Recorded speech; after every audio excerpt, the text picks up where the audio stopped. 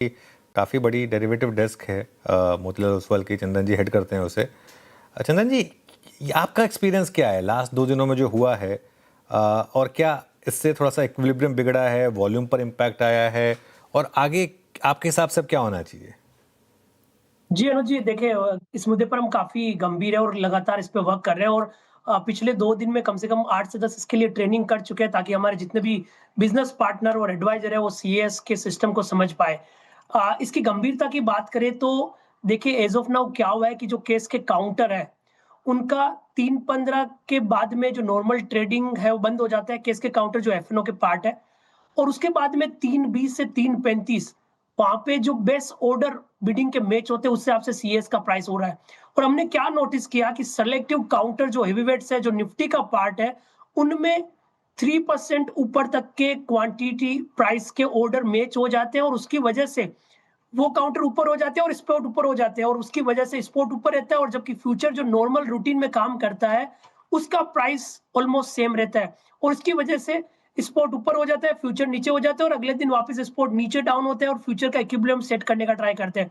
तो 2 चीज़ हमने नोटिस की। पहला कि 2 दिन पहले जब ये सीएस स्टार्ट हुआ था, तब ऑप्शन डीके काफ़ी फास्ट होता था और 2:55 3 के आसपास से तो डीके स्टार्ट हो जाता था, क्योंकि 3 पीएम की टिक है, वो वॉल्यूम वेटेज एवरेज को ड्राइव करती थी।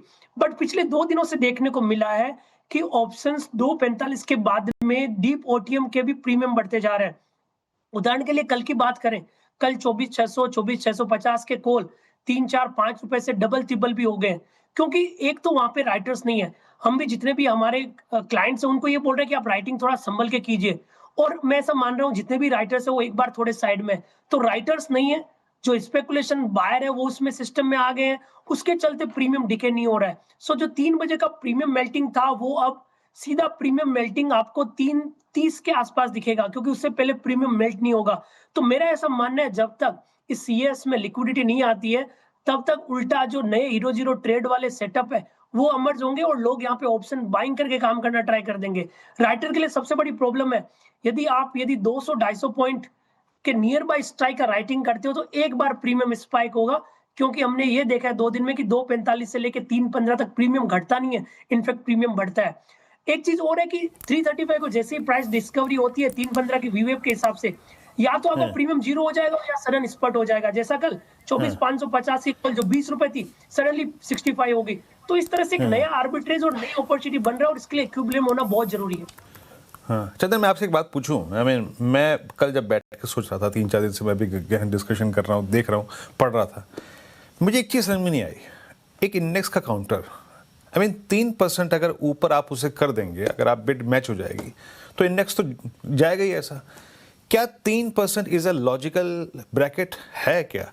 क्या हम उस हर स्टॉक की जो कि डेरिवेटिव्स में है, उसका स्टैंडर्ड डेविएशन देखकर उस कैश विंडो में एक सिर्फ एक 3% का बेंचमार्क नहीं, आप बिड करिए उसके स्टैंडर्ड डिविएशन के अंतर्गत, ये नहीं होना चाहिए था क्या?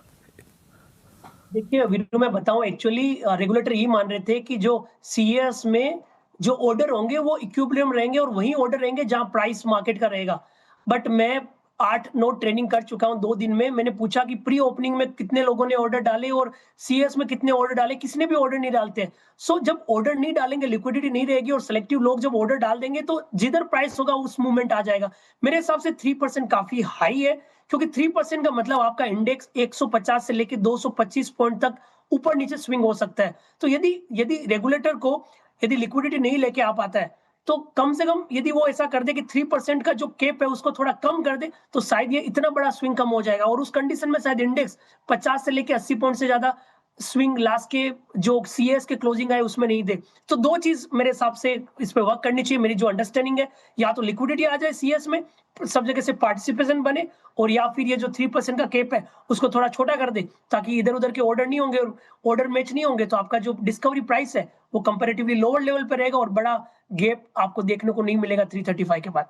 बिल्कुल, हाँ, उसमें भी काउंटर आर्गुमेंट ये है कि अगर उस समय रिजल्ट्स आ रहे हो, कोई बड़ी अगर मूव आना हो तो फिर क्या हो? तो ठीक है, मतलब काफ़ी चीज़ें हैं एक्चुअली, आई एम श्योर कि रेगुलेटर सब चीज़ें नोटिस कर रहे होंगे। चलिए आगे बढ़ते हैं। चंदन जी, बहुत-बहुत शुक्रिया ये व्यू रखने के लिए।